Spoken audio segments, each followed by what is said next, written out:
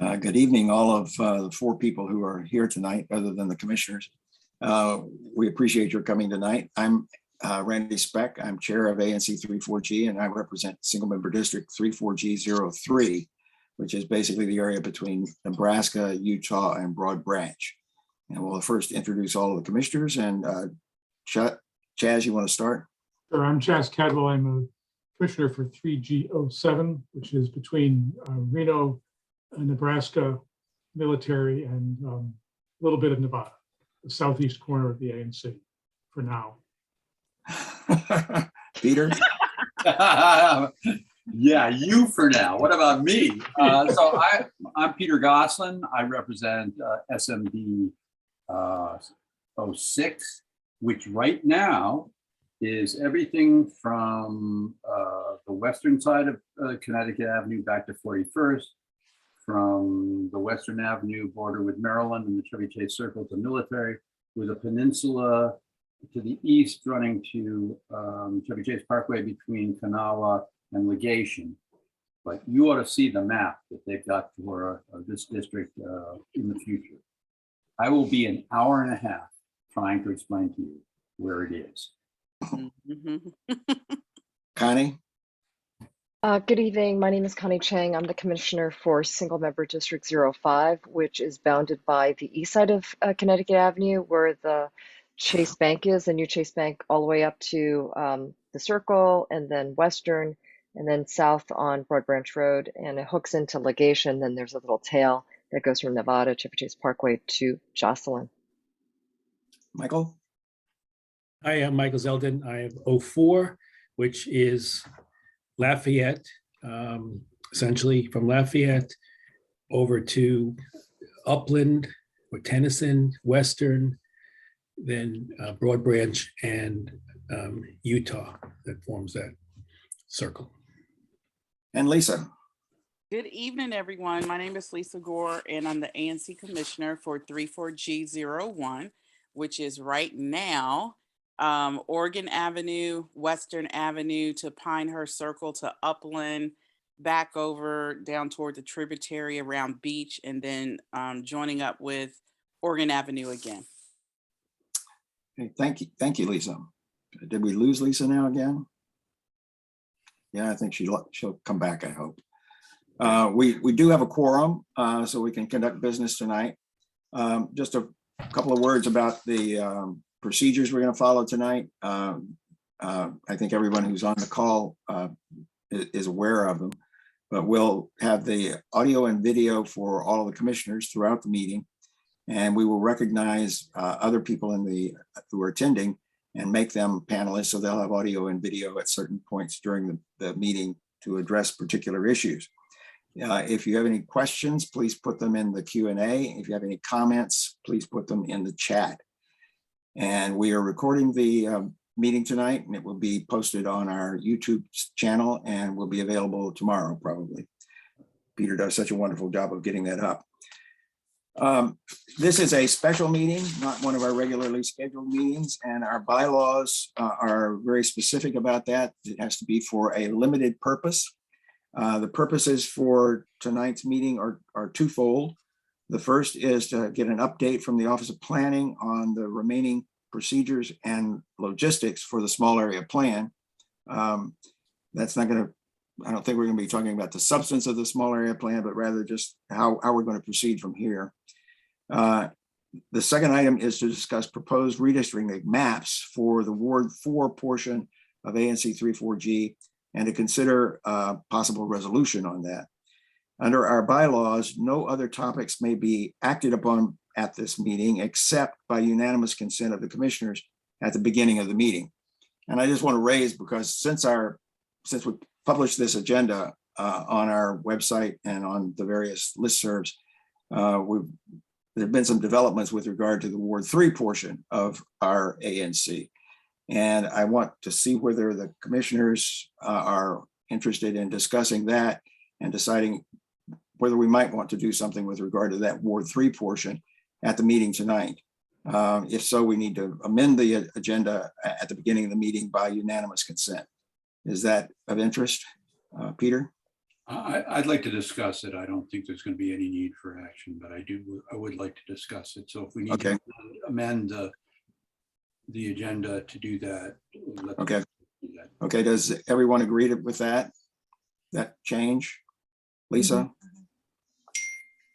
Yes. Lisa, we see. Okay, all right. Okay, we will also then, after we discuss the Ward 4 portion of the ANC for redistricting, we'll talk about the Ward 3 portion as well and the proposals that have been made for that. Okay, with that said, and that amendment to the agenda, all those in favor of adopting the agenda, please raise your hand. In favor.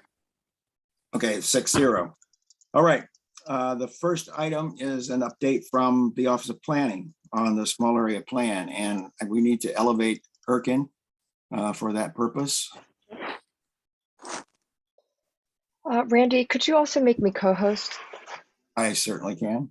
And Thank Randy, I think I'm no longer co-host when I Oh, drop. because you dropped off. I'll just make Connie co-host here. You want to? I can elevate him too. That's not a problem. Yeah, I'm trying to do something else as well. I'm Okay. monitoring the people Oh. here. Thank you. Is there a problem with the Q&A? I mean, Yeah, that's what I'm trying to deal with right now. Let's delete it. Thank you. Okay. Erkin, Hello. welcome to our meeting. We're glad to have you. This is Peter and Connie have been following the small area plan, so I'll really turn it over to them for any introduction or anything else they want to say before we go to Erkin. I don't think there's a need for an introduction. We all Okay. know each other, but I mean, really, we want to hear from the Erkin and what the OP's plans are for releasing the draft plan and for what transpires after that. Yeah, I just want to add that thank you so much for coming, Erkin, to let everyone know since you are the lead on the project. So it's good to hear directly from you. So thank you. Yeah, no, thank you. Thank you. I really appreciate the opportunity to join your special meeting tonight. I know it's a busy topic and agenda you have, so my portion will be quick. Can I share my screen? Is that? I can make you a co-host and you can. Yes, hold on one I do second. have a few slides. I thought that might be helpful just to Okay. show that where we're at in the process moving forward.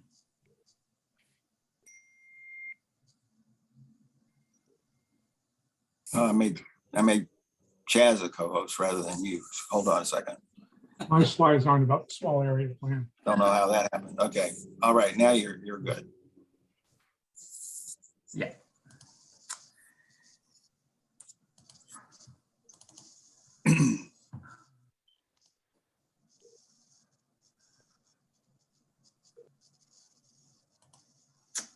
And Can you all see Erkin, can you? my Yes, we can. And can you make sure that you send it to me so that I can post it, upload it to our website after?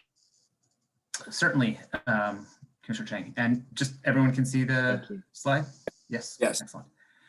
So yeah, thank you. So my name is Erkin Osberg. I'm with the DC Office of Planning, and I wanted to share with you all tonight sort of where we are at in the small area plan process. As we are planning to release the draft of the small area plan on Monday, March 14th. So just wanted to quickly cover these points tonight, just sort of where we're at in the process, where we've come from. Just a quick explanation of what small area plans are for folks who may be sort of new to this topic, who may be on the call joining. The structure of the document itself, and then as was mentioned, really the logistics of the public comment period and public hearing that are scheduled coming up, and then sort of what happens after that as the plan goes to council. And then my contact information will be at the end of the slide as well, and at the end of the. So where we're at so far, as I just mentioned, the draft small area plan will be released on Monday, March 14th. This sort of shows a bit of a timeline of where we are in the process and where we've come from. Many of, as Commissioner Goslin was saying, many folks on the commission know me, and many folks in the community now know me and our process. as we kicked it off in March of last year, so just over a year ago.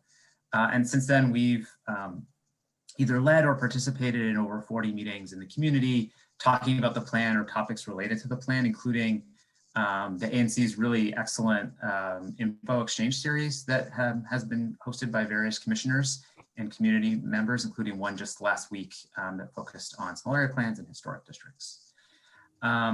And so we are, as it shows, we are here at the release of the draft plan, which will then lead to a public hearing and ultimately go to council for their consideration and adoption. And just as a quick refresher for folks, what a small area plan is. So the Chevy Chase small area plan in particular, so small area plans supplement the comprehensive plan, and they outline recommendations for growth and development at the neighborhood scale. And we've really been looking at, we call it the Chevy Chase small area plan. It's really focused on the Connecticut Avenue corridor through Chevy Chase and the few blocks around it. And small area plans are developed through a collaborative process with community and,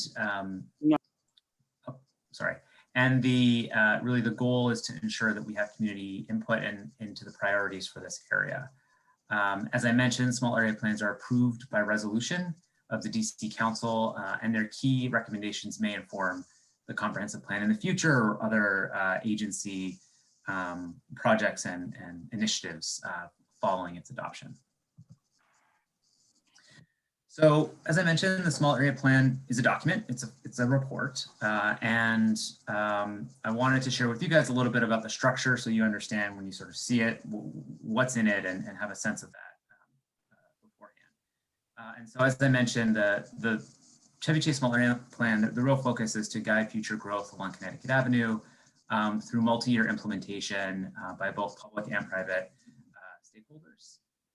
And it's a document that can be used by and is expected to be used by community members and advocates and stakeholders who will be critical to its implementation process. And that includes this ANC, for example, when it may be considering future development projects that might come in the future.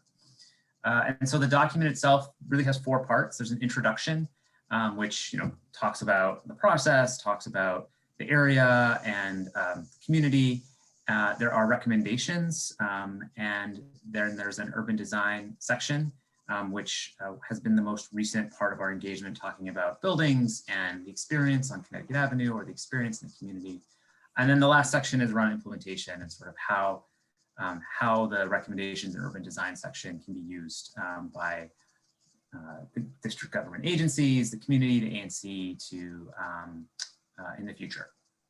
And so I want to focus just quickly on sort of the recommendations and the urban design section, as those are really the meat of the document.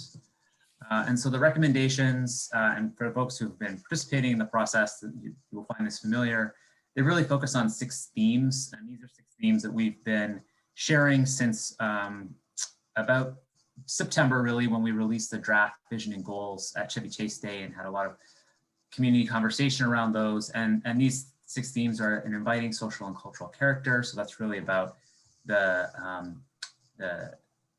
people in the community and sort of what we've heard a lot around the sort of family-friendly orientation and intergenerational nature of this community. An inclusive built environment, so that's really thinking about the streetscape and the physical environment. Reimagined civic core, which is the community center and library site. An equitable housing strategy, so housing has been a big goal of the district and in Rock Creek West, and particularly in Chevy Chase. Thriving retail corridor has really been informed by a lot of our work with the Main Street and the business community and the residents who shop and socialize on Connecticut Avenue. And finally, sort of how people get around safely and sustainably in this community more long term.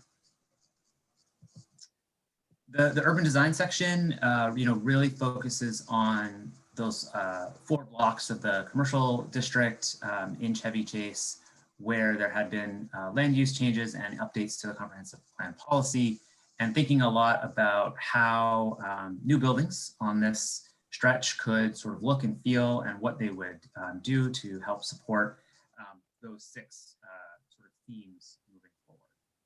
And so this is a little bit more of like a graphic section of the document. that has some guidelines and principles around how the design of new buildings and development and the streetscape could look in the future. And so the process moving forward, as I said, there's so we have a public review process, which is sort of laid out in the code, and the draft plan will be released on March 14th, and the public review period runs through April 13th. And the draft plan will be posted on the project webpage. So it's a PDF document, and hard copies will be made available at the Chevy Chase Neighborhood Library and also supplied to the ANC. And how the community and how folks can submit their comments to us. We're encouraging written comments that will be submitted on the project webpage. There will be a form where written comments can be submitted. And what we do with those comments is that's part of our review when we accept them, and that's also something that we end up submitting to council. So we do want to be sure that folks are submitting comments there so that we make sure that we are capturing them in the record that we will be ultimately submitting to council. And then at the end of the comment period on April 13th, we'll be holding a public hearing. We've called this a mayoral hearing. It's a public hearing. We thought that was maybe a more clear explanation to be hearing public testimony on the small area plan as well. And this is transcribed, and those comments are also part of the record that we submit to council. And so there will be a sign up form on the project webpage as well, where folks can sign up to provide public comment at the hearing as well. And the hearing is at the Chevy Chase Neighborhood Library in the upstairs meeting room, and it will start at 2 p.m. And so that's how the hearing works. And yeah, as it says here, similar to council or the zoning commission or other public hearings, folks have 3 minutes to provide testimony on the record that we will be transcribing.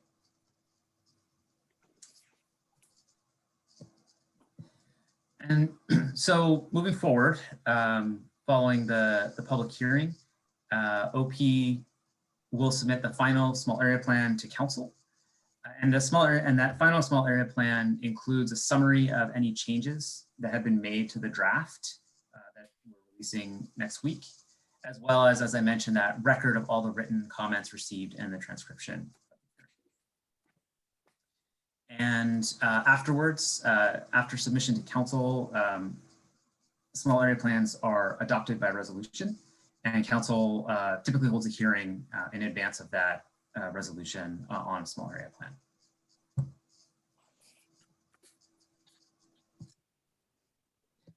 And that's me, my contact information, and the project page, and our project email as well. If folks have questions about the project or they would like to get in touch with us. I see Commissioner Gosselin has his hand up. Okay, maybe you should take down your PowerPoint, Erkin, so we can all see each other again. Thanks. Peter? Yeah, Erkin, how do you envision the ANC participating in this public comment period? Do we line up and testify for our 3 minutes, or is there some other mechanism by which OP receives the AMC's comments? Sure, great question. So anyone can testify at the hearing or provide written comments. But in terms of the ANC, obviously, ANC has great weight in our processes. And, I think a resolution from the ANC would be something we would like to see and I guess ask for in this case. And so certainly I think that would be optimal. Okay, so Just by way of looking at the calendar again, we have an ANC meeting on April 11th. And so we could consider a resolution at that meeting. Yeah. I suspect we will have other special meetings related to the SAP, but that will give us an opportunity, a regular meeting, to consider a resolution. okay, I have one other question for Erkin. I had thought that there was a 30-day comment period and then a period of time and then the public hearing and then the what you call the mayoral hearing and then the council hearing.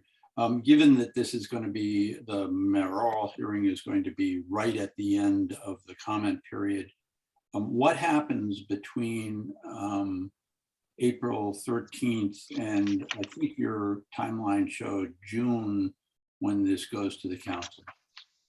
What do you envision happening? Sure. And so what happens after April 13th, when the comment period ends? We obviously have to review all the comments, and we will review the document and make any revisions to the draft small area plan and prepare a final small area plan that we then submit to council. And then with that submission is the record of all the comments that we heard during that period and a kind of executive summary outlining the changes that had been made from the draft, and some explanation of sort of why those changes were made. And then once it's submitted to council, it's in the council's hands, and they set their calendar and schedule. And so I can't say necessarily when they might take it up or when a hearing would be, but we estimated June, July, just sort of based on the fact that they take recess in August and things like that. And so you don't, in this period between April 13th and whenever the council takes it up, you don't envision any other public input? Is that correct? Yeah, that's why we want to be sure that, and we're required to create that record during this time on the public record on the draft plan. And so we do need a set sort of start and end so that we can make sure that everything that we get we're transmitting it in that record. Okay. Those are my questions. Thank you. So Erkin, do you know what committee it would go before at the council? Is it committee of the whole? I believe so. Again, because it's a resolution, not a bill, I don't think it goes to a committee in advance of what committee of the whole. Well, there's going to be there would be a hearing held by somebody. Right. It would be the committee of the whole. Yeah. I believe so. I have one question about the April 13th hearing. I mean, the library, that room in the library does not have a great capacity. You could have a lot more people than that room can hold. What are you going to do if there's an overflow and the room is just not going to be sufficient? Yeah, so the way the hearing, like any hearing, operates is really one person is speaking at a time. Right. And we want to set up a registration or like a sign up so that we can have a list. And if there are a lot of people, we also want to be mindful and respectful of people's time and try to have them speak in the order in which they sign up. So that if we had, so just assuming 3 minutes per person, if there are 30 people, that's an hour and a half, right? And so, we want to try to maybe give people a sense of where they might sort of land in the queue so that they're able to show up, not have to wait, I guess. It might be a good idea to give people a time, a specific time when they're going to be there. Yeah, I think we're trying not to overthink it, but we want to be, I think we were just trying to think through sort of what made the most sense and was offered flexibility, but also some was trying to be respectful of folks' time. So. Yeah, if the commission wants to testify, is there, I mean, we just get 3 minutes like everybody else, or is there going to be something? Yeah, I think just, again, sort of try to keep it simple. We just said everybody gets 3 minutes. So you could all testify if you wanted to. But, and also folks, I know folks in this community wear a lot of hats. So like, are they representing an organization or themselves, or what capacity are they speaking in? And so we just wanted to try to be a little equal. Again, as I mentioned earlier, we do expect and recognize that the ANC has a special role in this process. And so the resolution also is a great tool for us to receive comment in a really formal way. I will also mention, we do really encourage folks to submit written comment as well. There's no real, because the hearing is transcribed, so it effectively becomes written comment. And we know that's maybe a more convenient option for a lot of folks as well. I have a few questions. Randy, are you done with Sure. your questions? Yes. Go Okay, ahead. so number one is who's going to be in that meeting room? Number two is it going to be live at all? So the people who don't want to show up or don't want to wait or who want to hear what people are testifying, how are they going to do that if they're not, like if they're lined up outside of that hallway going into the room to testify? Like just the logistics of that. Have you considered that, making it like a Facebook Live or something where people can follow? So that's one question. I have a few more. Oh, okay. We're not expecting to broadcast the hearing, but again, it will be transcribed, so that record will be accessible. Okay. Yeah. Okay. So number two is who's going to be there for the hearing? Yeah. So and that's why we've called it a mayoral hearing because in the code it says OP on behalf of the mayor will hold a hearing, but the mayor doesn't show up the hearing. So we wanted to be sort of clear with folks that this it's OP is hosting this hearing, and so it will be staffed by our office, and we'll have, as I mentioned, a transcriber there.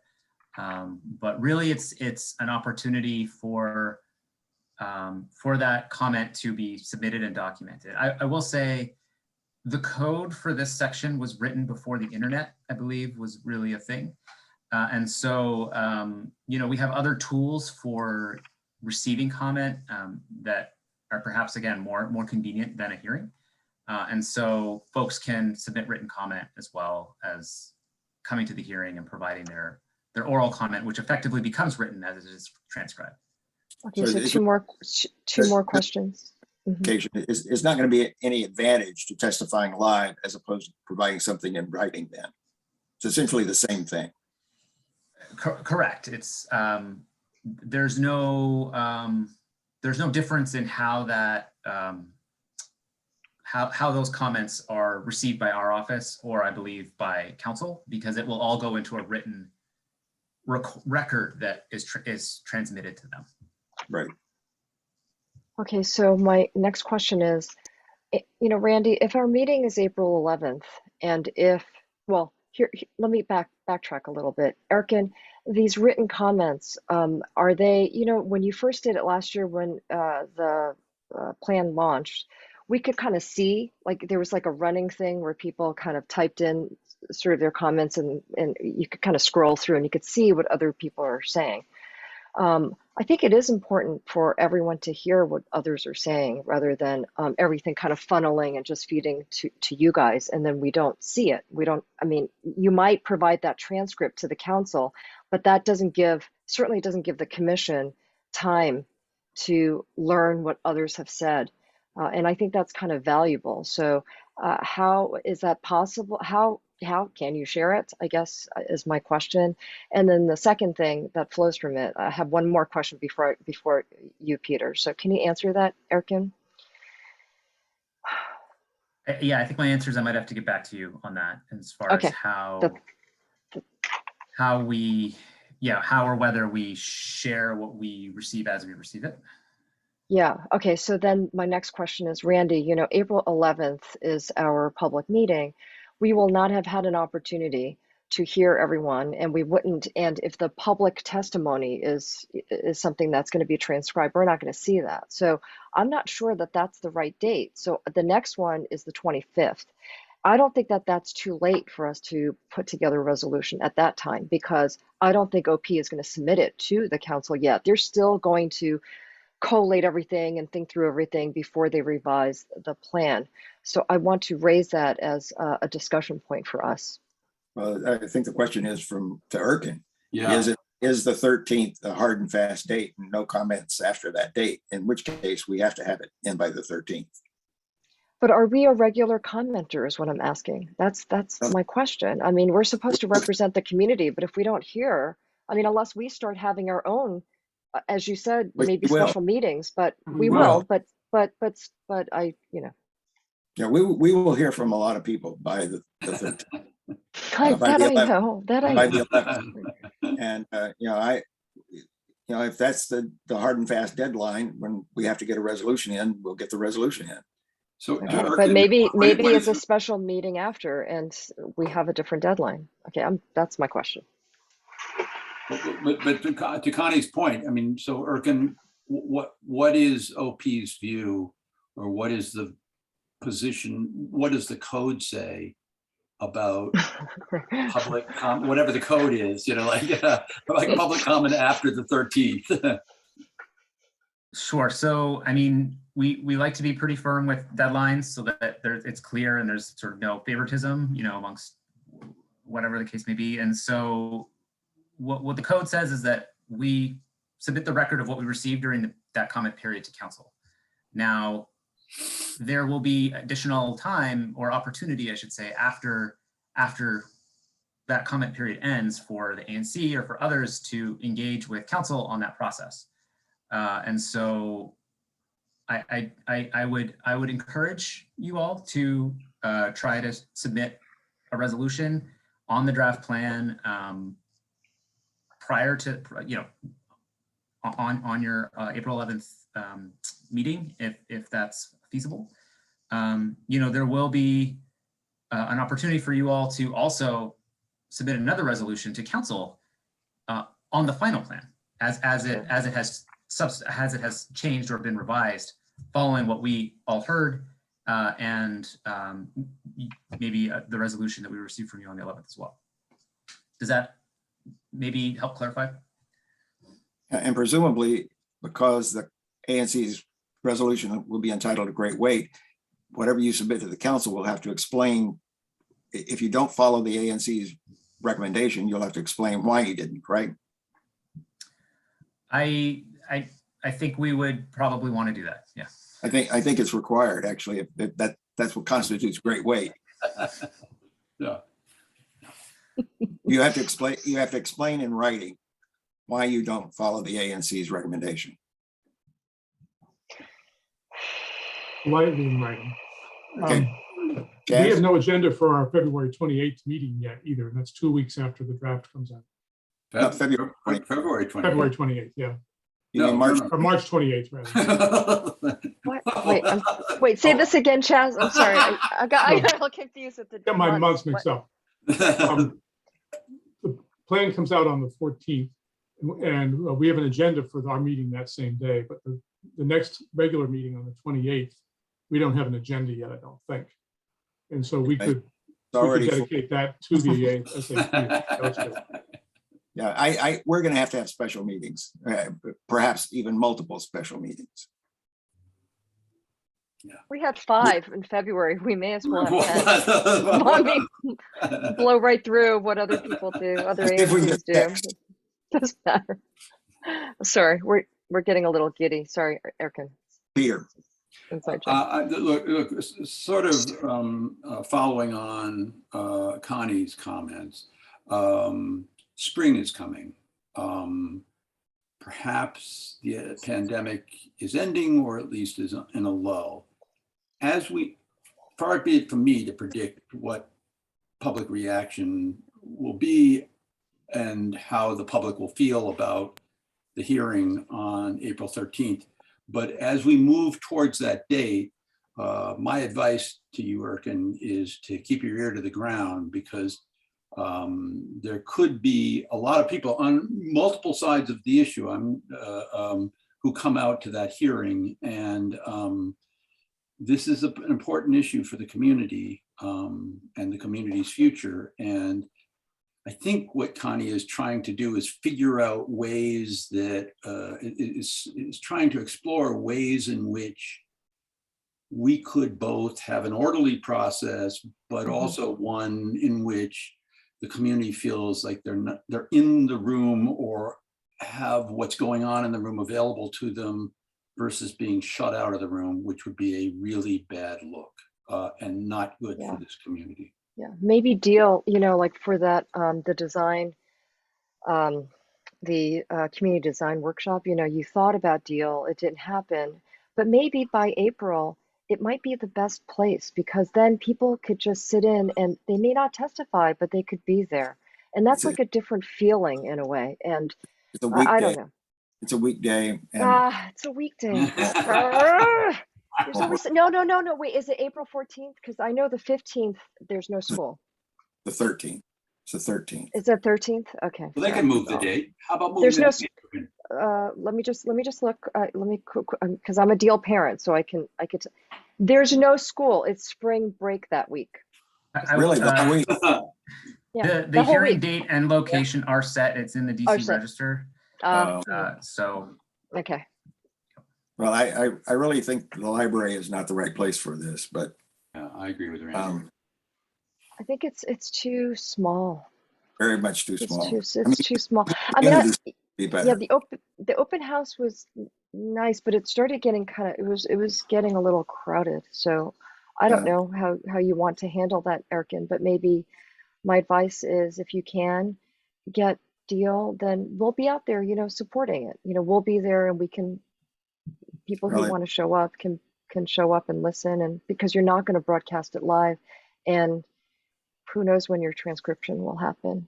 Well, he does have to publish it in the register, and if It's true. that's already done, It's done, huh? it may not be possible. But I mean, there are a lot better places than the library. I wish you'd ask us about this earlier because that would have helped. So there's two questions in the Q&A. May I read them out loud for Sure. Erkin to?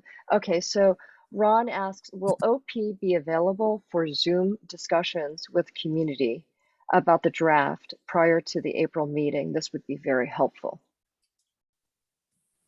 yeah, that's a great question. I'd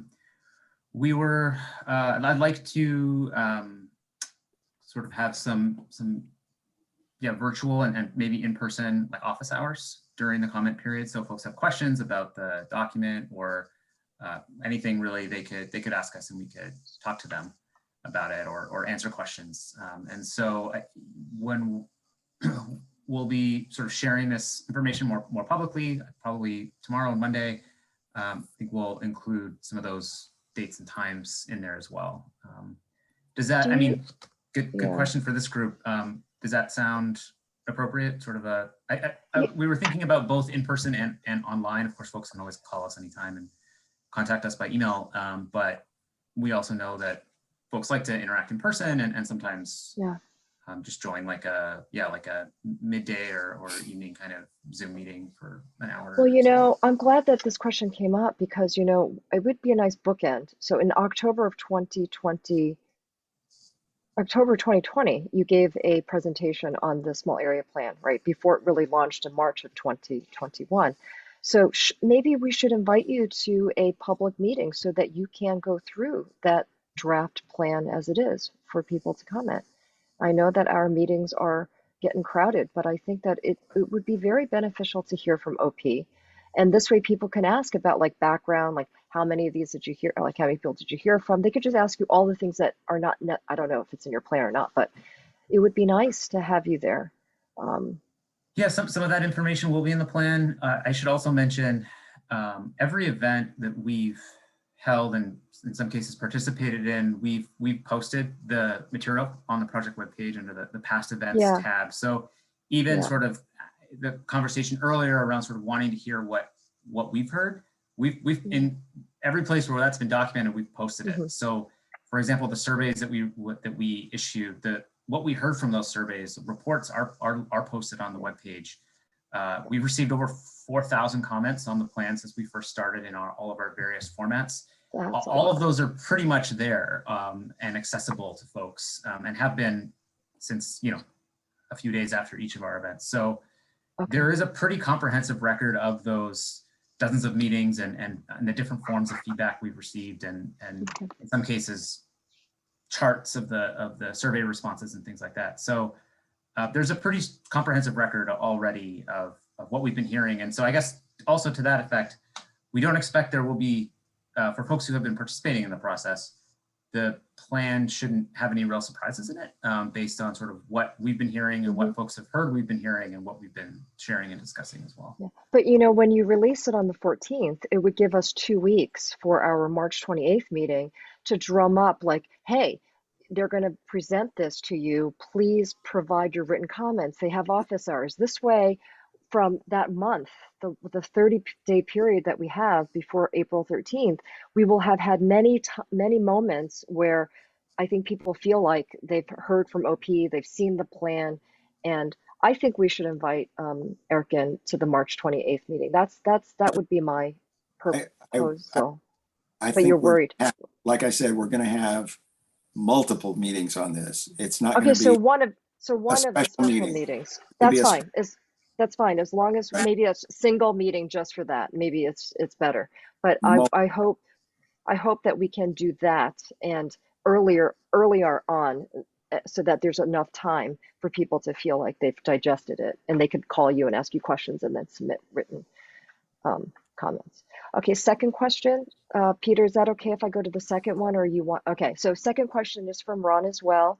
Will SAP suggest follow-up studies such as transportation, public space, marketing, etc., that the SAP has not done? So I think it's, will OP suggest follow-up studies such as transportation, public space, marketing, etc., that the SAP has not done?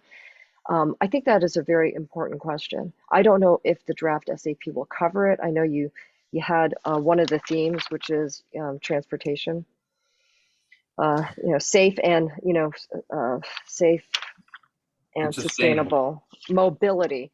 But there are some of these questions that I don't feel like it's been adequately addressed publicly necessarily, and you may have received a lot of comments.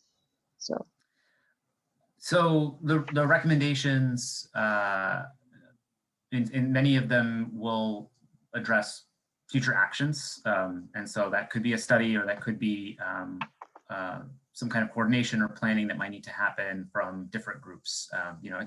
In some cases, if it's so I'll give you an example. One thing we've heard a lot about is parking in the community, right? Yes. And so, a coordinated parking strategy for the private property owners, and that could be something I know the ANC has taken an interest in the past, and the Main Street obviously has a potential role to play there, is one of those recommendations to be thinking about different ways that parking can be thought of more comprehensively, and instead of sort of in maybe a more balkanized fashion that it exists today. So that's just one example of areas where sort of future action is one of the recommendations. Okay. Peter? Just 3 points. One, Erkin, I hope you take from this interaction we've just had that the commissioners feel that we are likely to need to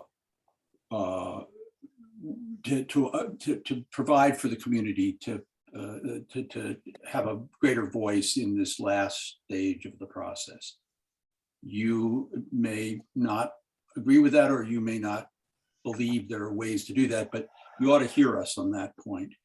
2 is, to my fellow commissioners, I encourage you to provide me with more names for people for a working group, a short-lived working group, to try to do an objective assessment of the draft plan when it drops.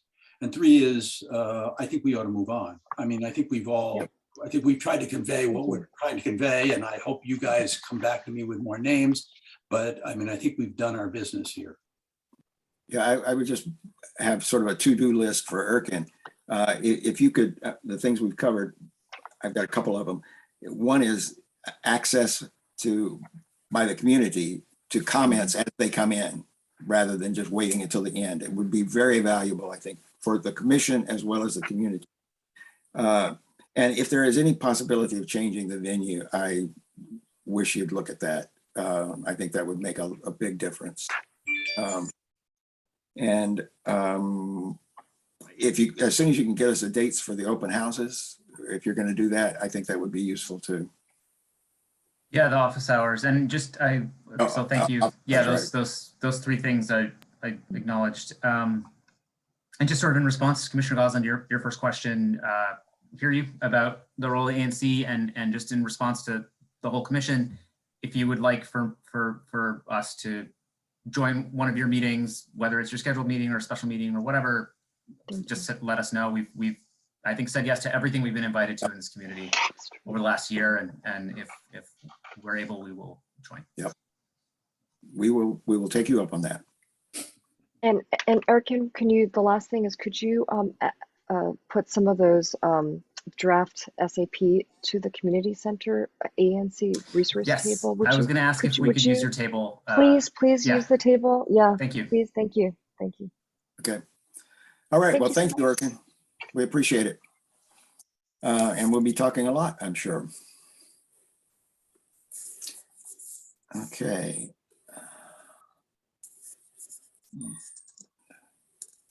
Okay, Erkin's gone. All right. The next item on the agenda is our discussion of the proposed redistricting maps for the Ward 4 portion of ANC 34G. And I note that Abe Clayman is an attendee and is here and available if we want to have him to answer questions. He volunteered to do this, so I'm glad he's here. If anybody thinks that would be useful, we can elevate and make him panelist now or later if you want. What do people think? I think we could elevate him. Okay, Why don't all we? right. Okay, I'll make him a panelist. Now we're going to run out of attendees now. They're all going to be panelists. Okay, hi Abe. And before we go on further too, we should have John introduce himself since he came in late to the meeting. John, you want to introduce yourself? You're on mute. You're on mute, John. Okay. My name is John Higgins. I'm the ANC Commissioner for Single Member District 02. Anything else you need to know? That's good. Good enough. John and I got zoomed out yesterday with that 8-hour hearing. We had 8 hours yesterday, and my mind is still in a fog. Long time. Yeah, I can understandably so. Michael, you want to take the lead on this one since you were instrumental in drafting the resolution, and you also testified at the Tuesday night hearing that the Ward 4 redistricting task force had. So you want to take the lead? Sure. The Ward 4 task force group met on Tuesday, and as Randy said, I testified. We didn't have yet our proposed resolution passed, so I couldn't submit it as a formal resolution on behalf of the commission, but I said that we would be taking it up tonight and that I expected it would pass unanimously before us. The nature of the testimony, starts with what is the predicate? Why is there a need for redistricting? And the issue is, one, that every 10 years, because of the census, you need to look at that. Two, the law of the District of Columbia limits the number of members of a community that can participate in any single member district. There's a certain number, more or less 2,000. There's some fudge on either side of it. You can go up to 21 maybe, or a little bit less than 2,000. In our 3G rather, we went up from 14,205 in 2010 to 15,186 people in 3-4. And that necessitates moving around the SMDs to make sure that no single member district exceeds the legal limit of community members. So our testimony said essentially that the 4 maps that were put forth by the commission, and we thank the commission and Abe particularly for the hard work that they've been doing. This is not easy stuff. That of the 4 maps that were put forth, maps 1 and 2 seem to make the most sense for us. Now, remember, we're just talking about the Ward 4 side of it, not the Ward 3 that'll come up in a little bit. In maps 1 and 2, which were the ones that we primarily promoted, there is a little bit of shifting of residents in the McKinley, Morrison area that are now in 04. They'll move into 03, as some of the people in 03 will move into another SMD that's singularly within Ward 3. So the object here is to have all of the single member districts constituted of people who live in that particular ward, no split ward, and that's Randy's district. And even though, as I said at the testimony, though we believe that the people who have been served by Randy in this split district have been very well served, if they have to make this move for headcount purposes, then maps 1 and 2 seem to be okay with us. And it also allows the current commissioners to continue to represent their current single member districts. And we think that the continuing representation of single member district representatives is important because 6 of the 7 of us are new, and we're just trying to learn who our constituents are. Since the city doesn't give us any list of who we represent, it's really a slow process of getting to know people. And so to move us to new districts with new constituents seemed counterindicated to representation, best representation of the community. We also noted that maps 1 and 2 continue the parity that exists within our district, meaning I have Lafayette Elementary, John has Knollwood, and Randy and John have ECC and St. John's. And so we're saying that these big pockets of work are presently well divided among the 7 of us. We did make an observation that map 4 seemed to make the least sense to us, the way it carved up our Ward 4 A and C, and we sort of interpose an objection to it to the extent that our objection is heard. It is predicated on all the things that gave rise to us supporting 1 and 2, which is to say, if Ward 4, if map 4 is put into effect, then two of the Ward 4 commissioners would no longer be representing, would no longer live in their single member district. They could not run for re-election in their single member districts because they wouldn't live there anymore. It would divide up the Hawthorne neighborhood, which we think should be kept together. And so we concluded by saying we support the work of the task force. We prefer maps 1 and 2. Map 3 was not really a clearly drawn map for our purposes, and that they're still looking at it. And that Ward 4, map 4 rather, made little sense to us. So that was the testimony, and our resolution, which will come up for a vote shortly, essentially tracks that testimony. Okay. Okay, I have a question for Abe about anything that's going on. Well, Abe, I guess the question that I would have is the one that I asked you at our task force meeting on Tuesday, which is there any further thought about what map 3 will look like, and what's the realistic likelihood of one of the maps being more likely to be the final map? It seemed to me at the Tuesday testimony of those who testified, the majority supported map 1 with map 2 as sort of the fallback. So just sort of what's the state of play since Tuesday?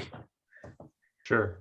So I want to clarify for everyone, map 3 was an error, and for the 3,4G portion was an error, and should really look the same as maps 1 and 2. So you should really think about it as there are really 2 options for 3,4G that have been presented to the public: maps 1, 2, and 3, and map 4. Okay. That's the first thing. I think the second thing is Michael's right. The majority of people did seem to favor map 1 and 2. I do want to make sure people here know, and anyone else knows, that the task force is not necessarily going to say we're going to pick map 1 and we're going to take map 1 wholly and everything about it. You know, we can say we're going to take this part of map 1 and this part of map 2, or we're going to take a new map that doesn't share anything with map 1 or 2, but incorporates some of the feedback we've heard. So I think that's the one thing to know. I think really the conversation about 3,4G is primarily the kind of decision that needs to be made is there are about 15 homes on the north side of Aberfoyle overlooking Pinehurst Park that are currently in 4G02. And depending on how you look at it, sort of give the impression that 3,4G01 is broken into 2 parts. That it is broken into a Hawthorne part and a Barnaby Woods part.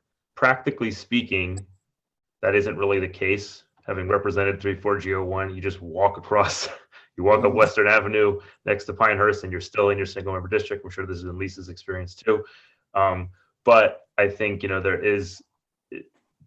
you could make an argument that to make it somewhat more compact, you could do some rearranging. And so map 4 is one way to do that. There are other ways to do that. It doesn't have to be map 4.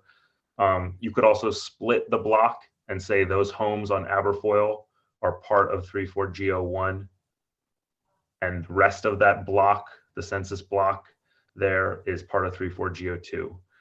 So that's really kind of the thing to figure out. But that's really the main question that I think is kind of before us. John? Yeah, I guess what you're talking about is that little kind of dog leg in my district. Yeah, if I can share my screen, I could show you exactly what I mean, because it's a little strange, if that's helpful. Yeah, I have a little chunk of Aberfoyle. And what you're saying is, you know, we try to remove the dog leg somehow and move it either, well, I guess the only place you could move it would be up to Lisa's. But maybe we could show your screen, Abe. Yeah. So can you see my mouse here? Yep. So the way that, and this partly is somewhat of the limitations of mapping software, but also the way that the US Census understands census blocks. And so a census block is the smallest unit, right? And usually a census block is an actual block. So this area outlined here in yellow is a census block. And it's right. You know, the north side of Arcadia, the south side of Aberfoyle, the east side of Western, and the west side of Barnaby.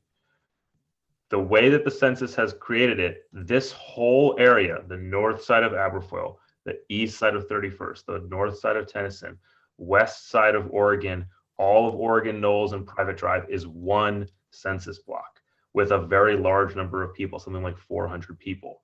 And so if you're either going to make all of this part of 3,4G01, then you have to take some parts away over here, or you could just make these homes part of it. But then you have to split a census block, and sometimes the Office of Planning, or often the Office of Planning, discourages that. And so that's when I say that the question is, what do you do anything about these homes? And if so, what do you do? That's really it. But that has implications for other parts. Well, I agree, though, that this perception that's somehow disjointed from the rest of 3,4G01 is just wrong, because I mean, it's just across the tributary, and it's just, I mean, that's not a big deal. So yeah, I'm sorry, Randy, go on. Go ahead, Lisa, go ahead. I'm just not so sure why this is a big deal, because it fits perfectly fine in 3G01. Yep. And we have split census blocks all across the city. There's Yep. no reason to move it out of 3G01 at Right. all. And we did get you those big rubber boots for crossing the stream, so you're. And you know what? And you know very well that I've done that. The bridge is almost finished. Right. Yeah, I mean, I think it's, I don't have a, personally, I think less change is better. Yeah. And, you know, if you don't have to change something, you shouldn't, because it, you know, it can be perceived as sort of being arbitrary and, or it could be arbitrary. And so we don't, my opinion is if you don't have to change it, you know, why would you? My hope is that at the most change would be that you would take those 15 homes on Aberfoyle and make them part of 34G01, and then you would make it clearly contiguous to anyone who looked at this again in 10 years. But I'm not even sure that that's necessary. But I think that's something we're going to talk about on Sunday. And you know, to be honest, I think the other, and Michael can speak to this, there's much more complicated issues. Yes. In Ward 4 and places where there's, you know, 3,000 people in a single member district, and you really have to make some pretty hefty changes. So Just to be clear, that what I mentioned was that dog leg, and it was hard for me to view your screen, but you seem to indicate that it would be like your yellow line was like half of that dog leg. Yeah, I was going to ask you to, to sort of move it. So, I mean, that makes these things even more complicated. Either take the whole thing, that whole, you know, narrow leg, and move it someplace, but if you're moving half a dog leg, sounds like very nuanced and not even worth it. yeah, it's really, you know, you could take these 15 homes right here and sort of say, okay, the census block is split here, or you could add the whole thing. But if you add the whole thing, then you have to remove part of Barnaby, a pretty significant portion of the west of Barnaby Woods out of 34G01. So it kind of creates this cascading series of changes. Simpler is better. Yeah, that's, you know, and I think that's very reasonable. Well, while you've got this up, Abe, the numbers there under each of the SMD numbers, is that the number, the population in each of those? That's correct. That's what I thought. And I mean, in those two, you have more than the permitted 2,100. Yeah. Right. And I think if you look at 03, it has less than 1,900. Yeah. And It would have 2046 with these three additional yeah, census blocks. Well, But what you could very easily do is you could say 4G02, or sorry, 4G04 could take this little piece of 34G01, Yeah. and then you take these homes on the ridge here out of 34G02. yeah, That would drop 34G02 to almost exactly 2,100, because there's literally like 15 homes here. yeah, And then that would move 34G01 up to almost exactly 2,100. And then you would have basically 4 SMDs that are all between 2,000 and that would be, maybe 2,115. So, Yeah. you know, and that's the kind of, that's the minimal change option. You're talking Yeah. about 4.5 census blocks getting changed, as opposed to map 4, which is like kind of a rewrite of the whole Yeah. situation. And Yeah, this, I'm sorry, Randy, by doing this, I would lose one side of McKinley and all of Morrison, and those would go into Randy, right? That's how That's we get, correct. that's how we get the numbers. And so those people on Morrison and McKinley will get a completely upgraded representation. hardly. Actually, you know, I'm just looking to see there. I think I've been representing those people as already, haven't I? No, I haven't. Now, These 3 census blocks have been part of 34G04. All right. well, Heretofore. I only have one side of Morrison. I don't have two Right. sides of Morrison. Right. these three are currently in 3-4-G04. So you have the north, currently have the north side, Michael, Right. and Randy has the south side. Yeah. But because Randy's losing the 3 in Ward 3, which I think is almost definitely going to happen. I don't Yeah, see a that's scenario fine. where that That's doesn't happen. Perfectly fine. You Not got a to make problem. up for it. Yeah. Isn't that what 03 is losing goes to 04? Isn't that right? Or no, it goes to a different ANC. So No, because I think they're right here. I think there's like 3 Uh-huh. census blocks right here around Nevada and Broad Branch that are in Ward 3. Those would go to an SMD in Ward 3. And the last I No, checked that. No, it's up further. It's up further. It's Oh, yeah, it's above over military, here. above Military Road on the other side. Oh, okay. On the other side Got of it. So Broad, like right around here. on the So, other side of Broad yeah. Branch. Yeah, so they that's go to you, Connie, right I here. think. Yeah, those on, it's on the west side of Broad Branch. Oh, Those so that go, yeah, right to now, 05. yeah, that would go to you.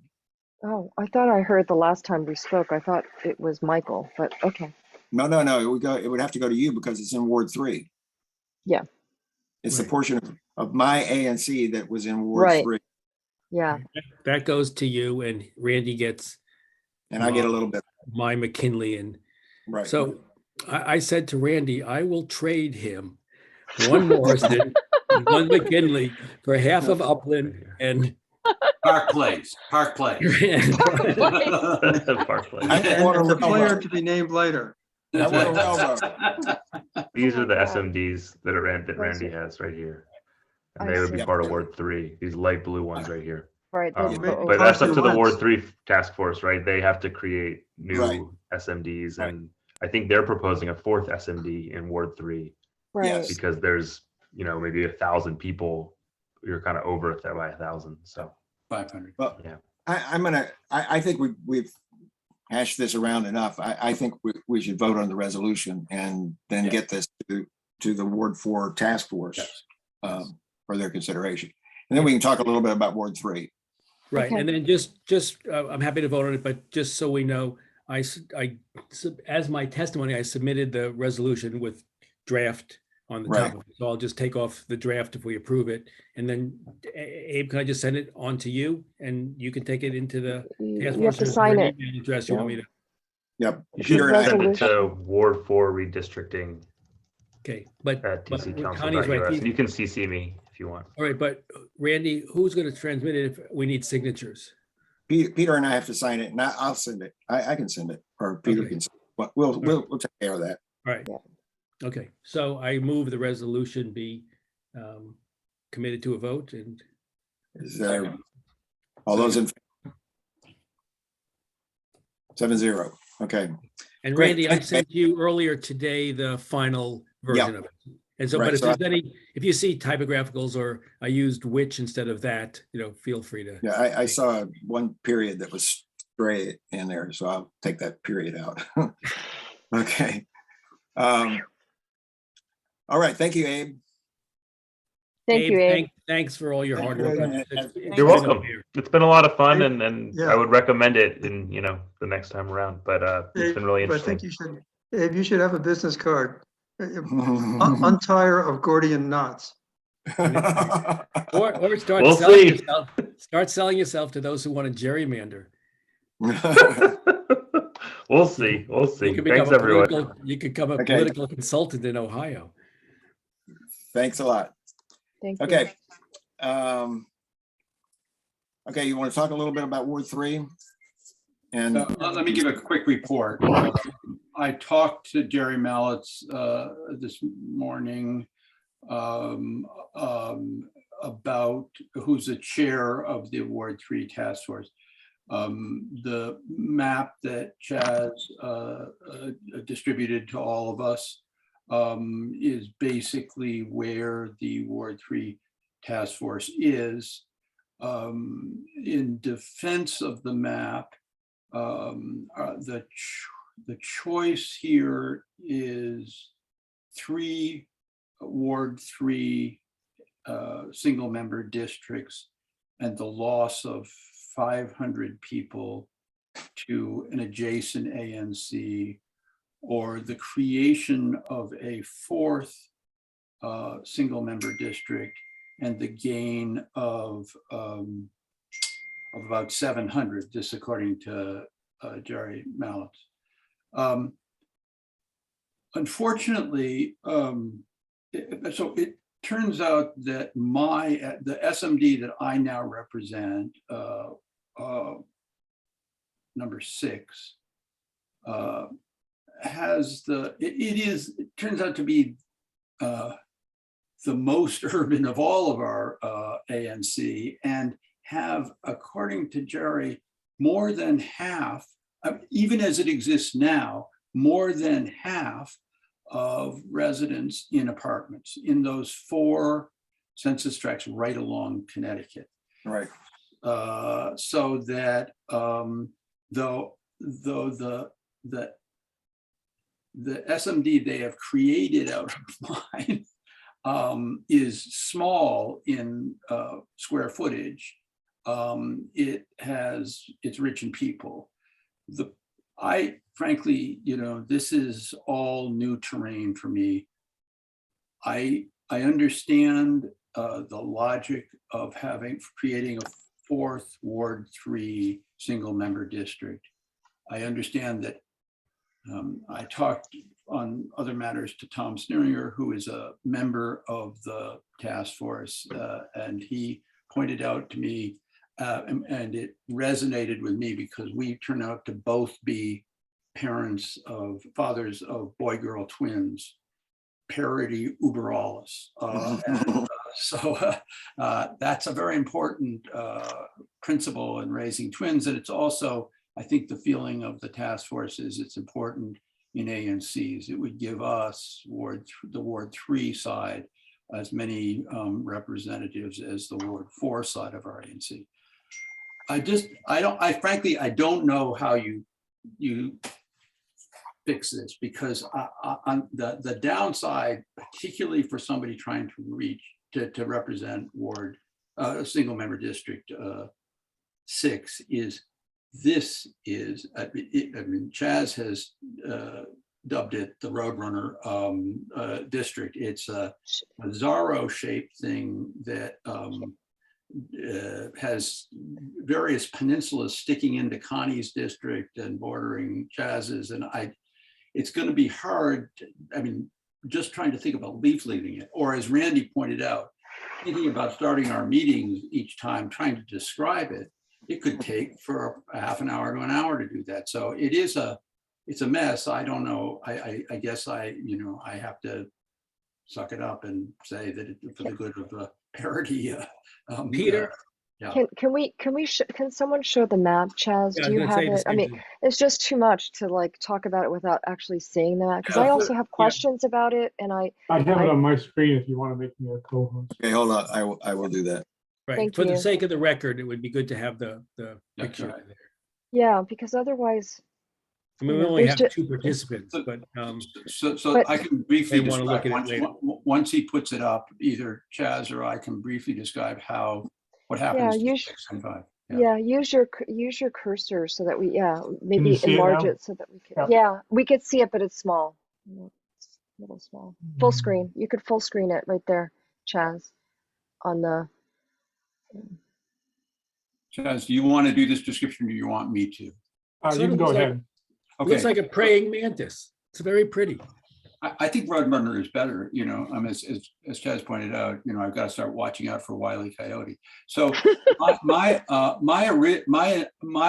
existing district, my current district includes the 5 blue blocks that Chaz's arrow are on now over to 41st Street. And it does not include the 3 orange blocks that are in Connie's district. It also does not include this sort of knife edge that sticks into Connie's district along Patterson and Northampton. Oliver. It's Oliver. Isn't it? Oh, Oliver, I'm sorry, Oliver, Yeah. right. So the change would be that the 5 blocks on the west side of the 06 would go to this newly created 3G08. And I would retain the basically the west side of the Connecticut Avenue, gain 3 blocks, take 3 blocks from Connie's district, Kanawha, what is that, Jocelyn, and the military to legation blocks. And this block, or I guess block on Patterson, the backside of Blessed Sacrament to Chevy Chase Parkway, curving down to Oliver Street. So that's the change. So the two, I'm wildly affected, and Connie has essentially 4 blocks shunted over to me. But Peter, you still got the heart of your SMD, which is the business section of Connecticut Avenue, right? That's But still. only the That's right, yeah. west side still, right? Right. I mean, I Only the think west side. that Yeah, yeah, yeah. Those No, are- that doesn't 05 change. still has the east side, right? Right. I think so. Right. Yeah. I Yes. think so. No, but I mean, I'm just saying that Peter has forged good relationships there, and that would be a mistake. Look, Michael, just my own sense That at this doesn't- stage, I'm a freshman politician. I mean, I don't have another solution to this. I think the core of the district, as I understand it, stays, and so I'm not going to make a fight about it. But it is going to be a hard district to canvass. It's going to be a hard district to figure out where. I mean, I need GPS to figure out where it is. So I mean. Peter, just in terms of putting it in context too, you do have it's compact in the sense that you've got a lot of people in a small area. Right. And my SMD and or Lisa's, for instance, are much larger geographically. And so, in terms of you're going from one end of your SMD to the other, it's not that far, really. Yeah. I mean, the real problem, and it's been a problem all along. The truth is, I knew that I had a fairly substantial proportion of my constituents in apartments. It turns out I have even a larger proportion than I ever realized, more than half. And this will stay about the same. And it is a simple truth. It is much harder to canvass them. You got to get in the building. Now, it turns out I lived in one of the buildings for a while, so I know people, so I can get in. But there are a lot of buildings that I still don't have. Chevy Chase Plaza, the Louis. So Go ahead. I do have a question about this, the top part, the beak or whatever, or the whatever. Yeah, I don't understand that. Like, I feel like I was kind of, that little peninsula was good, I think, to carve out, because it was really difficult actually to figure out which was my district, and as I was walking it. So that I think is good, but that part that goes into 05 is really strange. I mean, why can't it be on the other side of you, which is the other side of 06 into 08? I don't, is it because it would just switch everything around? The problem is the numbers. The problem is the numbers. Just a second. Let me explain this. You see, if you took that and took it out of Peters and try to put something, well, you couldn't do it. You couldn't. I don't think you could do it, because 8 already is at the lower limit. Because 1900. Yeah. No, but you can't get. Oh. So you can't take anything out of that. Can't take anything out of 8. Mm-hmm. Right. And so you are at a high enough. Well, you couldn't take out much of yours either, or Peters. They're all really very much at the lower end. So, I mean, it's going to be very difficult. If I were to do it, then if we're at the low end, I feel like I don't know, Peter's right. He's got all the apartment buildings. That's hard. I would not have that. I would put that beak into 05 and just have a very contiguous line and call it a day, because I doubt that there's that many people in that. You can't do it. It makes 6 too small. Well, Connie, but I think that Jerry told me about numbers. So you see the little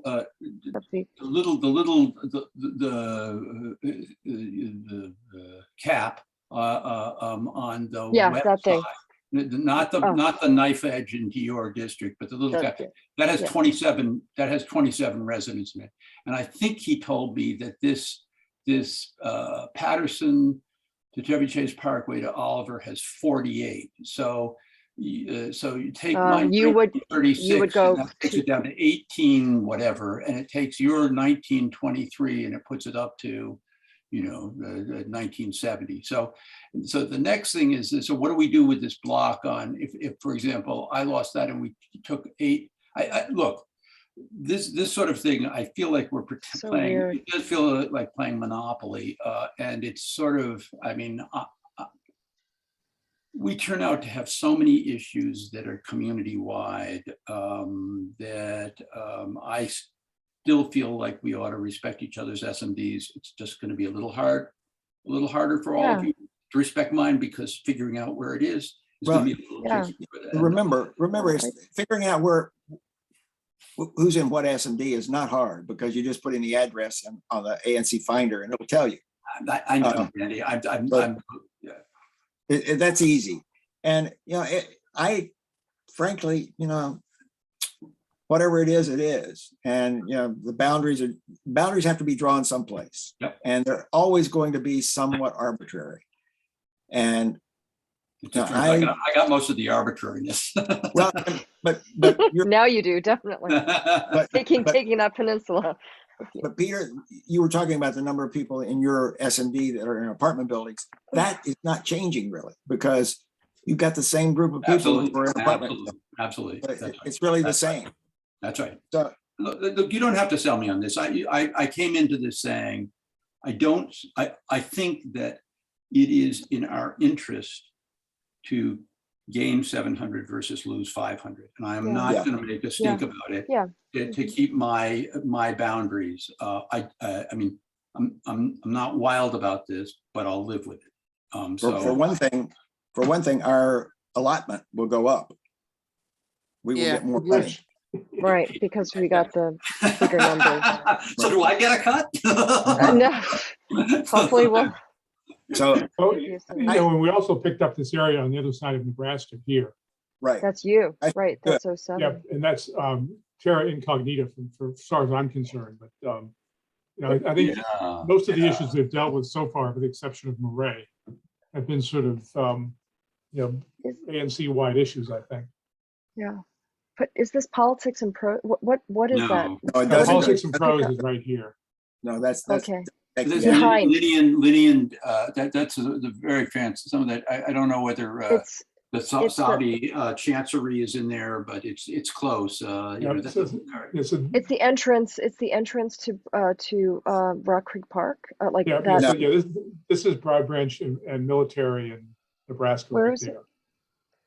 Okay, Right. I see. It's the politics and pros is down here. Okay, all right. And then this street goes behind the woods there. I walk in that all the time, and it's really it's a very nice little residential neighborhood. Yep. It's very nice. I think little is the wrong word to use for it. Actually, it's quite, some of the houses are quite. Yeah, but the neighborhood That's is further up in here. small.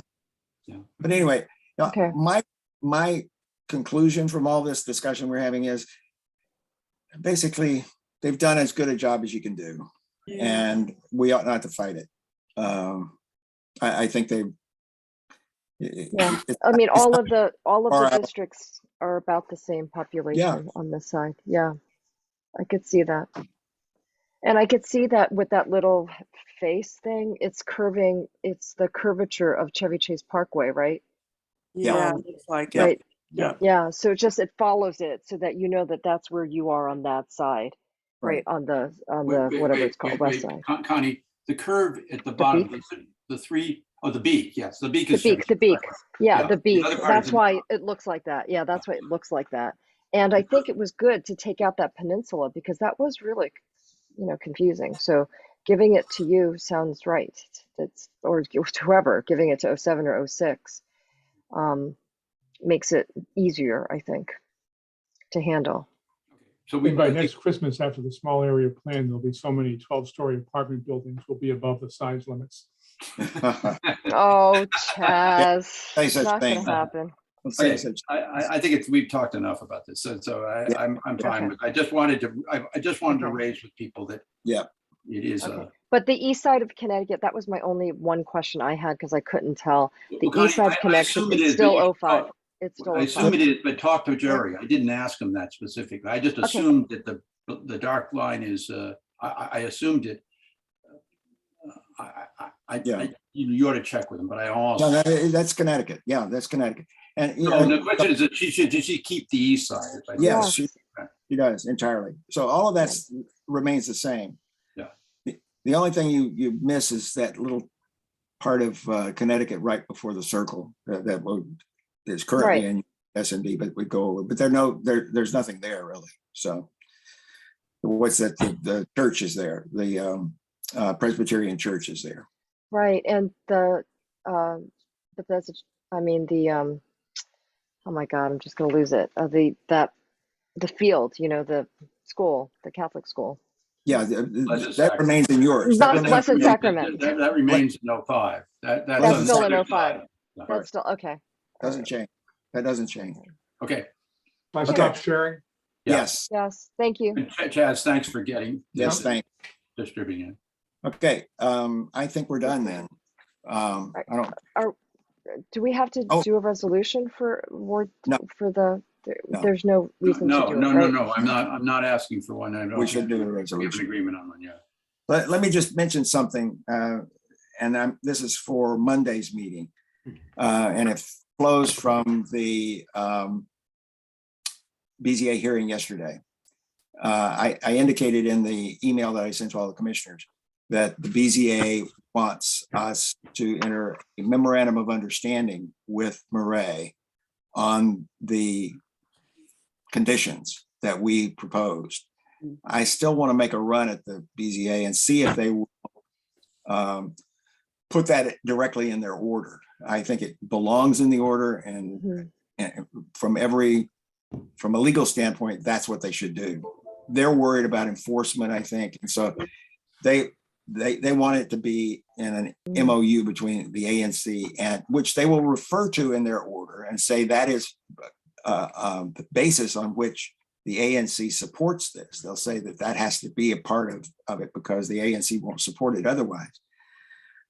But that means we've got to have an MOU with Maret, and they have drafted one that just takes our conditions, lock, stock, and barrel, and puts them in the form of a memorandum of understanding. And there are two additional provisions. One is to say that, and this was something that came up during the hearing, both of these came up during the hearing. The BZA wants Maret to make regular reports to the ANC about their satisfaction of the conditions, that they're in fact I like above that. conditions, and so that they will make regular reports to us on that. The other thing is with regard to the turf that's going to be used on the field. We think it's appropriate based on what went on at the hearing yesterday, that John's drafted some additional language on that to say that we've looked at what DGS requires in the district, and they prohibit any, what is it, John? Crumb rubber, they prohibit the use of crumb rubber. Crumb rubber. Yeah, they prohibit that. So Right. we specify specifically they cannot use that. And then we also say that they will use best practices to use the best possible turf they can. Yeah, basically, to address chemical and bacterial impacts. Right. So So, it's just with those two changes, that's it. And then putting it in a form of a memorandum of understanding. But I think as to be safe, we should approve it again at the meeting on Monday.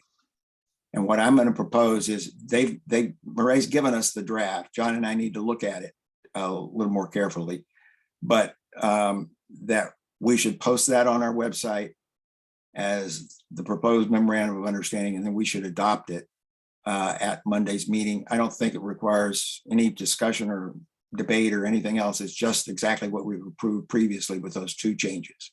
Now, is this a MOU between the ANC and Maret or among ANC, Maret, and ECC? No.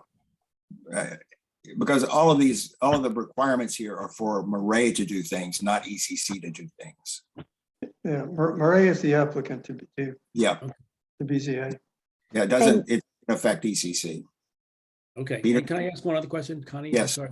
One of the things that I made a comment on in the draft resolution, but I didn't see what the response was, and now that we have this MOU, in the draft resolution, there was an enforcement mechanism that if things Right. aren't satisfied, there'll be fines and other things. And what I Right. asked was, under what authority do we have to issue fines, and what's the standard by which we will? So that whole thing of fines remains, to me, a very slippery slope of We did what exactly we should be involved in. that is taken directly from what we did with Ingleside. Yeah, And so and it worked really well. were fines issued? Yes. Yeah. A total number of fines. You want to guess how much? No, but and it was based on the ANC determining that because they didn't do this, we will fine them that. Right. And then what's their recourse? That Well, was, there's a dispute resolution provision in there that says if we can't agree on the fines, then that goes to an arbitrator. And so there's a provision for how that gets resolved. But just as you would with any contract. Okay. And it worked brilliantly at Ingleside. It was a much longer period of construction, and a lot of individual subcontractors would come in, and the subcontractors wouldn't get the word. They'd have people parking on residential streets when they were not supposed to, or trucks going where they're not supposed to. So they get fined. The total fines were $250,000. And that money then was, pursuant to the agreement, distributed to nonprofits in the district. And we gave $250,000 to a whole range of nonprofits. And it was included in the subcontracts or the contracts that Ingleside entered into, so that the contractors were all aware of this. And if they didn't abide by it, the contractors had to pay. And so that's. Randy, I would like that to be on our website. I think that function that we're playing, I don't know, do other ANCs play that function? I think this is a big role, and we should be very transparent, just transparent that we had this MOU with Ingleside, that there were these, that we did exercise, we did follow those conditions, we did issue fines, and then we did distribute that money to nonprofits. I think we should put that up there, because we did that with Ingleside. Right, because the Maret one will mirror this one, I guess. But you did say, Randy, that you wanted to put it into the order. It could be that it's in the order, and then BZA could say that we are the ones that are implementing, which means that it's still part of that order. Meaning, if it's not done, then it has like more legal weight, maybe. I don't know that we're going to get the BZA to do it. Okay. I think we should make clear, this is only for the construction period. Yeah, this is not for any kind of permanent violations or anything. And Right. mostly it's going to do with That's important. where the workers park their cars. right. That's what I was concerned with. If Maret says they're gonna put a tree 2 feet to the left, they put it 1 foot to the right, are we in the business of fining them for that? It's just the construction. Right. It's just construction. And I think that would make that clear. Yeah. Maybe I didn't read it. That's clear in the. It is clear. It's in there. Okay. It's in there. It is clear. Okay, all right.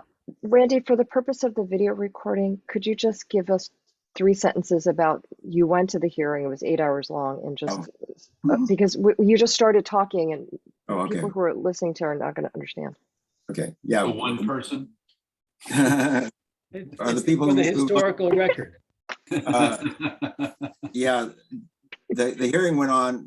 We got on the hearing at the BZA began at 9:30, but they didn't get to our case until 11. And then it went from 11 till about 7:15, and with a short break in there. But it was presentations by Maret, by Friends of the Field. Each of them got 45 minutes. And then there were, John, 15, 20, or 18 to 20 individuals on each side, proponents and opponents, who testified with 3 minutes each, although that was not carefully. And we did a short summary of our Yeah. resolution as well. Right, very short. And they were, then the opposing parties, the Friends of the Field, were entitled to conduct cross-examination of witnesses. They did almost none. They had no questions for the ANC. And there were lots of people, including board members at the BZA, who complimented the work of the ANC and said that we had done, they said this was the longest resolution that they'd ever seen from an ANC. And they admired the effort that we put into it. It was obvious that we'd spent a lot of time and effort on this. The 3 minutes for each speaker were, of course, increased by questions from members of the Board of Zoning Assessment. Right. So some of those went on for 5 or 10 minutes. Yeah. One thing, Randy, you should add for the record, if I know we only have one participant, but people may turn to listen to this, is to talk just a minute more about the OAG and what the Okay. consequences of their engagement is. Yeah. The Friends of the Field approached the OAG and asked them to look at whether the Board of Zoning Adjustment has jurisdiction over this case, or whether it should properly be before the Zoning Commission. And it went to the land use group at the OAG, which they have participated in one of our information exchanges. And so it's the same people who previously were at the Zoning Commission and were counsel for the Zoning Commission. And so they prepared a letter to the BZA opposing the application from Maret on the grounds that this properly belongs at the Zoning Commission rather than the BZA. Maret strongly disagrees with that and has a letter or an email from the zoning administrator, who is really the arbiter on this. And the zoning administrator says he agrees with Maret that this belongs at the Board of Zoning Adjustment, not at the Zoning Commission. Peter? What was the logic of the OAG's argument that needed to go? Well, That was, it's highly technical, yes. but it's their reading of the regulation about whether this is a principal use of the field by a private school, or whether it is an accessory use. And Maret argues that they are misreading the statute. I think that Maret is probably correct in that, and that there is also a case that is arguably on point at the Court of Appeals, the DC Court of Appeals, where that basically gives the jurisdiction to the BZA in these circumstances. So, and there's a BZA precedent on that point as well, which was not addressed at all in the OAG memo. And so that's going to be fought out. We didn't take any position on it one way or the other, but the OAG came in at literally the last moment, because you have to file something 24 hours in advance. And I don't think they actually technically even made that. But, and so they could have rejected it entirely for that on that basis. But that's going to be fought out the bottom line, I think here is that it's very unlikely that the BZA would have gone through an 8-hour hearing if they were going to turn around and dismiss this because they don't have jurisdiction, because they would have just essentially wasted that 8-hour hearing because it will all be moot at that point. If they have to go to the zoning commission, and again, this is a technicality, but at the BZA, they're asking for a special exception. If they go to the zoning commission, they would have to get a variance. And that would mean that the zoning would have to be changed in some respect. It's a different standard, might require a different showing, but really, as Maret has pointed out, this is appropriate for the BZA to be looking at it, just to look at whether there are objectionable impacts in the community. That's the standard here, and it's the right standard really to be determining what should be done on that property. Can I just ask one other question? Just a procedural matter. Is there some reason, I mean, if you and John say that this is the conditions we've already approved with these 2 additions and nothing else, I'm not objecting to doing it Monday, but is there some time constraint here why we need to do it Monday? Yes, because we have to file the MOU under the order from the BZA by Wednesday next week. Oh, that's a time constraint. Yes. So, I mean, there's a strict time schedule here. I should have mentioned that as well. Yeah, I was going to ask you to do that. Yeah. The BZA asked for the post-hearing submission by Maret, which includes the MOU, by the 16th. The Friends of the Field has until, and technically the ANC has until March 25th to file any response to the to Maret's post-hearing submission, and then the decision will be at the BZA meeting on March 30th, and that they will have a public hearing where they will, I'm sure, discuss it somewhat, and then have a vote. So Randy, is this comment, is it they're having this because they didn't make a decision at last night's meeting? So this is why it's another meeting. Right, which is completely understandable. After an 8-hour hearing, they're not going to immediately on it. And this will give, and they asked for several things from the parties. A couple of things from the Friends of the Field, not very much, but Okay. so this is just wrapping it up. And then they wanted to get the decision done quickly because they said Chair Fred Hill said, I want to do this while it's still fresh on our minds. So how does the Court of Appeals come to play? Is that after? It's on its own time schedule, right? So well, no, if all of this is done, once the thing plays out, the losing party could file an appeal to the Court of Appeals. Okay, and after. I'm not sure whether there is an intermediate step there or not. They may need to go to the Office of Administrative Appeals first, and then to the Court of Appeals.